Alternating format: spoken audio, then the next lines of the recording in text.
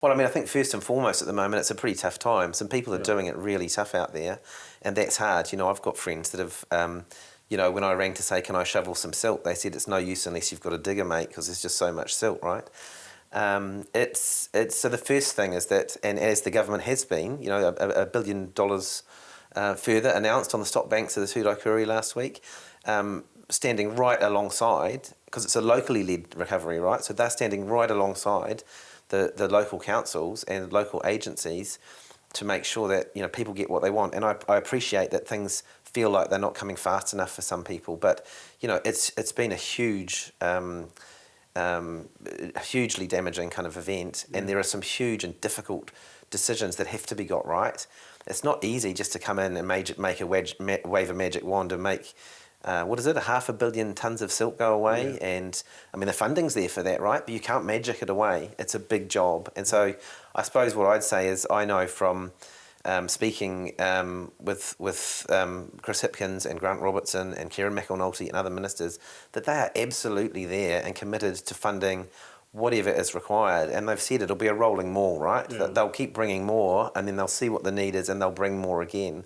But I can tell you what, cutting the top tax rate won't do. It won't fund a better rebuild. Yeah. Because some people did feel there were gaps in that announcement. $1 billion, not going to come close, and you say it's a rolling maul and that. But the growers, they're actually sitting there and they need money now, and it's vital to get our local economy going again. What do you say? Well, you about can that? be sure I'll be advocating, I'll be getting out there, meeting people, and I'll be advocating, as strongly as I can for the businesses and people of Hawke's Bay that have been affected.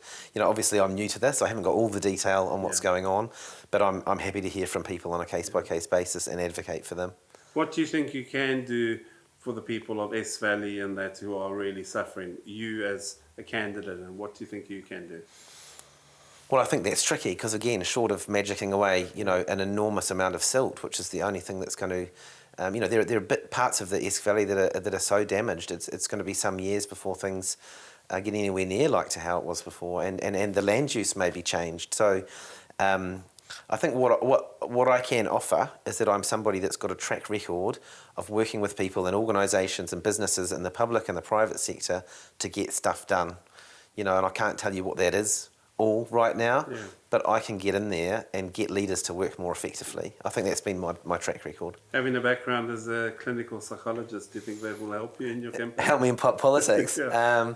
So that's really interesting. I've always been fascinated and interested in what makes people tick. I guess understanding what makes voters tick is important. So just going back to what people are feeling out there with the cyclone and that, and the communities in Hawke's Bay that are desperate to know the assessments of their houses and whether they can move back or not.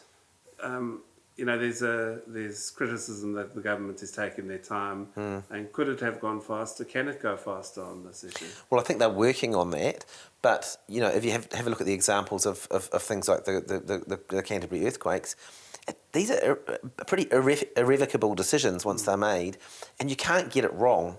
So there's complex work being done, about water flows, land management. If the water doesn't flow here, then where will it flow? What can be done with stock banks? These are not things that you can magic up a solution to overnight.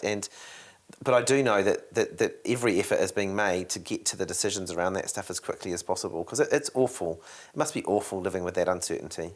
Yeah, because it might be a week or that, or only 2 weeks to the government, but for some people it's living in a trailer on their property, looking at their house full of silt. It's awful. So, it is awful.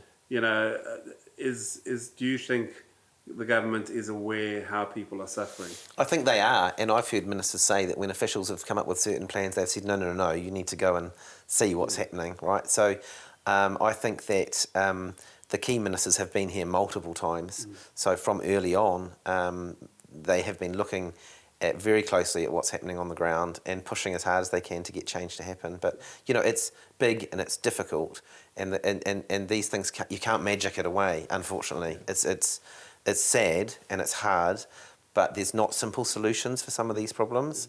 And it's better that with the land decision stuff they get it right once and for all, than to, tell people that they can't live in their home and go, oh, actually, we kind of got that wrong. You probably could have. Yeah.